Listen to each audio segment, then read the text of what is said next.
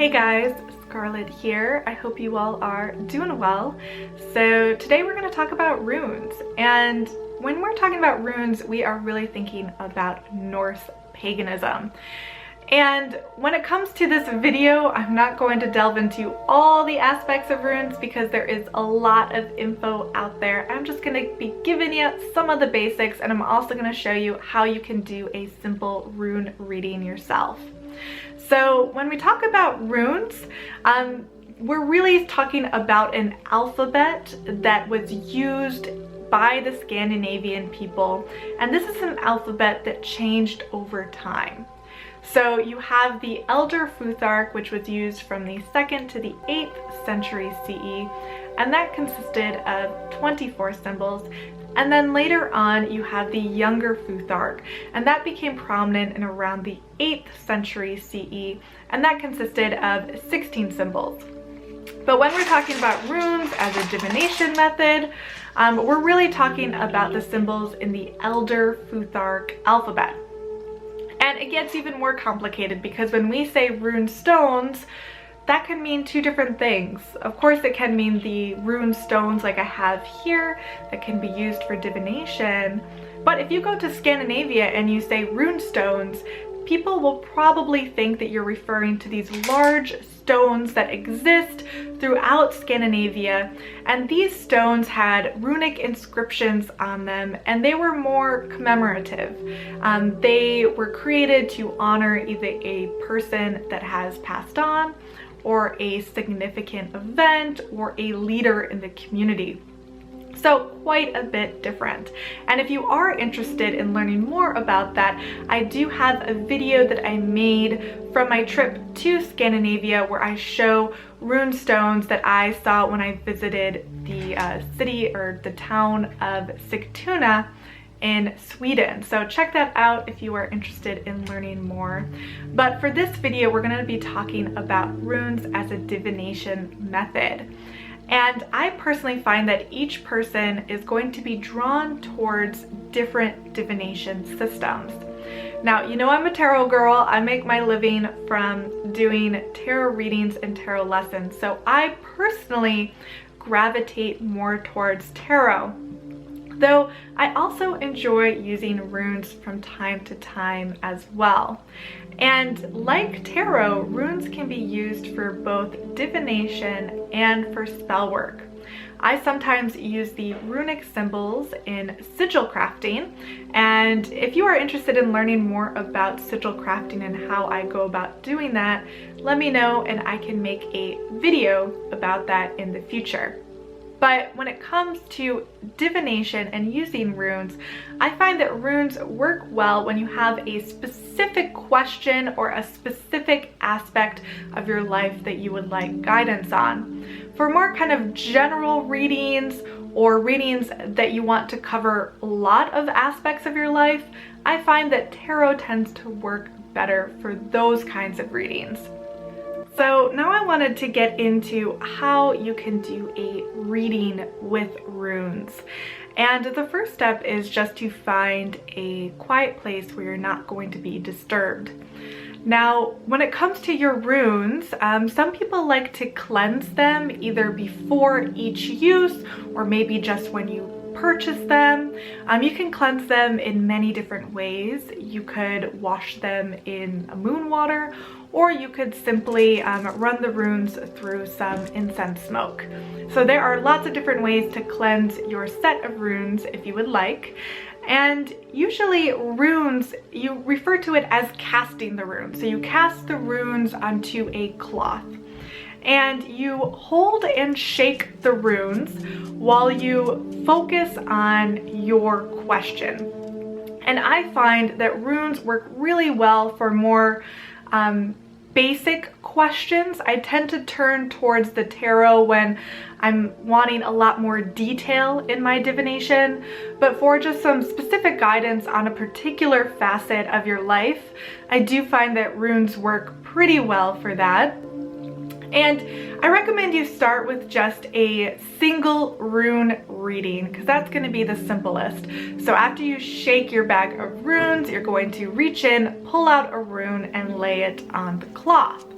Now then you can look at the symbol, and if you don't have them memorized, because there's a lot of them, you can go and find the interpretation either in a book, or there are plenty of great rune interpretation resources online as well. And then that'll give you the guidance you need to help better understand the situation you're going through or understand the answer to your question. So that's the most simple way of doing a reading, though I would say, just like how you can have reversals in tarot, you can also have reversals in runes. So if you put your rune on the cloth and the symbol is upside down, that might mean something a bit different than if it's right side up. And it's up to you if you choose to read reversals even at all. So that is one way to do a reading, just that single rune, but there are different rune spreads, just as there are plenty of different tarot spreads. So I also wanted to talk to you about a pretty popular rune spread, and that is called the 3 Nornes spread. And that title refers to the 3 goddesses of fate that you see in Norse mythology. And this is kind of like a past, present, future reading, something you see pretty commonly in tarot, where card 1 represents the past, card 2 represents the present, card 3 represents the future. Though I would say that the 3 Nornes spread is a bit more nuanced than just a simple like past, present, future. So that first placement, position 1, is going to refer not just to the past, but to a past event or events that have a direct relevance on your current life now. So these are past events that are directly affecting your present. Now that second rune, referring to the present, is more like the circumstances around your present, and it's going to point out any choices that you might need to make in the near future. And then you have position 3, and this is kind of the most difficult rune to interpret because it does represent the future, but it's more of an obscured or veiled future. It might reveal an aspect of your fate that's yet unknown. It could either show the outcome of current trends or possibly provide a future scenario that is dependent upon the choices you make. So there are many different ways to view this particular 3 Nornes spread. So I recommend trying it out a few times and seeing how it fits with you and your own reading style. So that's just one of the many different rune spreads out there, and it's a bit different than how runes would have traditionally been read. Traditionally you would just kind of grab the runes and throw them and onto the cloth and then read the ones that were right side up.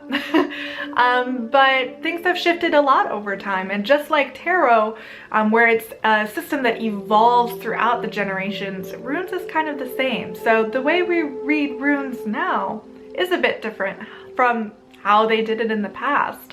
And I think that's exciting too, and it allows us to put in our own input and our own opinions about the rune reading process. So when it comes to runes, and if you don't have a rune set yet, there are many places you can buy them. You can of course buy rune sets at a local metaphysical store. I think they sell them even on Amazon, lots of online retailers. But I would recommend, if you're up for it, making your own runes, because anything that you're spending a lot of time creating, you're going to be infusing a bit more magical energy into the object. So a popular way I've seen this done is for people to collect either small sticks or like slivers of wood and then use a wood burning tool to draw on the symbol, or I mean, you could simply just use a Sharpie too, whatever you have at hand. So I tend to be a bit of a pagan or witchy minimalist. So anytime you have the opportunity to create something yourself, especially if it's something from nature, I say go for it. So I hope you enjoyed this short introduction to runes and rune readings, and I really enjoyed this topic. I'd love to hear from you guys if you are fellow rune readers or if you would like future videos about runes. And yeah, I hope you enjoyed this, and if you did, definitely do take a moment to like and subscribe below, and I'll see y'all next week. Bye.